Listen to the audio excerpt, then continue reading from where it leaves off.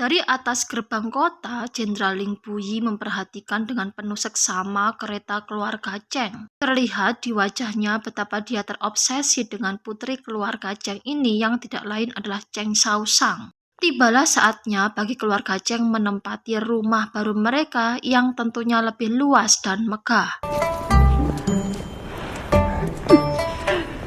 Sebelum memasuki rumah baru mereka, keluarga Cheng melakukan upacara adat dan laki-laki Nyonya Yuan Yi dibikin kesal oleh sikap Niu Niu yang tidak segan-segan menunjukkan sikap tidak sopannya dengan menguap dengan sangat keras. Kekesalan Nyonya Yuan Yi semakin menjadi ketika Niao Niao keceplosan mengatakan misi yang akan dilaksanakan seusai ayahnya mendapatkan hadiah dari kaisar. Nyonya Yuan Yi sekali lagi mengira Niao Niao mengetahui misi ayahnya itu dari kebiasaannya menguping pembicaraan orang lain. Padahal kenyataannya Niao Niao mengetahuinya karena kepandainya berlogika saja. Keesokan harinya, Niao Niao kembali berulah dengan membuat gaduh di depan kamarnya.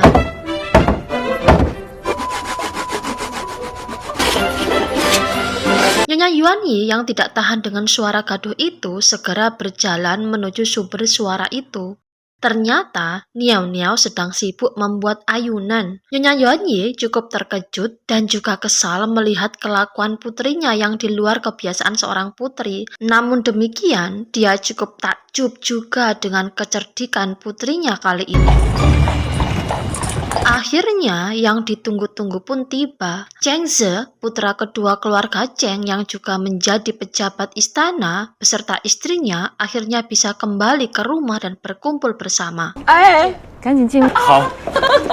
Selain itu, dua cucu laki-laki keluarga Cheng yang tidak lain adalah saudara Niao Niao, Cheng Song dan Cheng Shaotong juga ikut pulang bersama mereka. Kelihatan sekali betapa nenek Cheng lebih menyayangi kedua cucu laki-lakinya itu daripada cucu putrinya Niao Niao dan Yang Yang. Pada perjamuan makan, Niao Niao memperhatikan perlakuan istimewa nenek Cheng pada putra keduanya itu, tapi tidak dengan istrinya.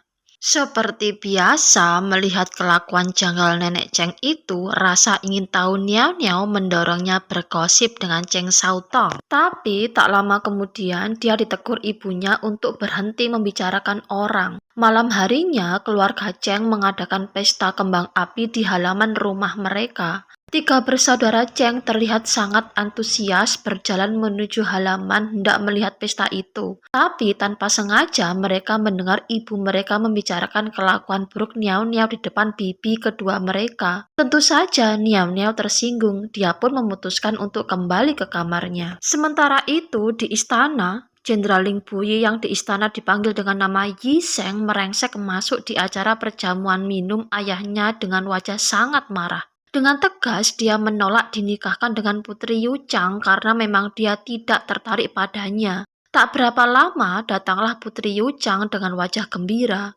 Terlihat dia sangat terobsesi dengan Jenderal Ling Puyi. Sayangnya, cintanya jelas bertepuk sebelah tangan karena jelas-jelas Jenderal Ling Puyi menolak segala tawarannya termasuk undangannya ke Festival Lampu Lampion. Jenderal Ling Puyi berubah pikiran ketika ajudannya memberitahunya bahwa ada kemungkinan bahwa orang di balik Su Chincong akan hadir di Festival Lampu Lampion ini, mengingat alat komunikasi yang kelompok ini gunakan adalah lampion. Kembali ke kediaman Jenderal Cheng. Malam itu, Yang Yang tengah sibuk membaca buku-bukunya. Tiba-tiba, pelayan pribadinya menghasutnya untuk meminta kamar yang lebih baik dari yang ditempatinya saat ini karena dia merasa kamar majikannya itu tidak layak menjadi kamar seorang putri. Untungnya, Yang Yang mengabaikan nasihat sesat asisten pribadinya itu. Dia tetap berpikiran positif bahwa keluarganya sekarang memperlakukannya dengan sangat baik.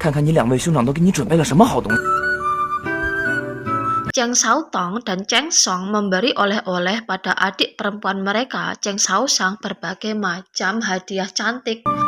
Melihat ini, tentu saja Cheng Shaoshang sangat gembira.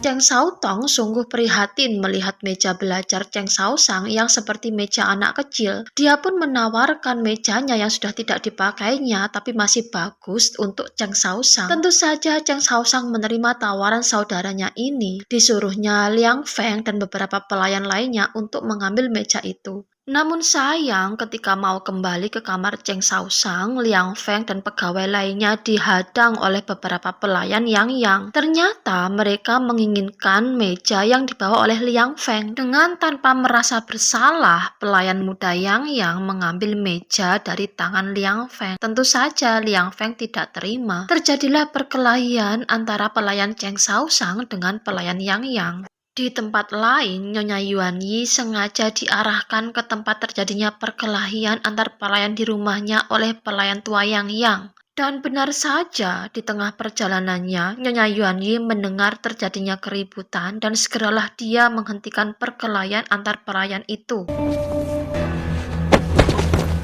Di kamarnya, Cheng Shaoshang dan juga saudaranya tengah menanti kedatangan Liang Feng. Mereka penasaran juga dengan apa yang terjadi dengan Liang Feng. Tak lama kemudian, datanglah King Chong meminta Cheng Shaoshang untuk menghadap ibundanya di aula Jisui. Saksikan kelanjutan drama ini hanya di channel Rani Muntasari. Jangan lupa subscribe, like, dan komen ya. Terima kasih, bye-bye.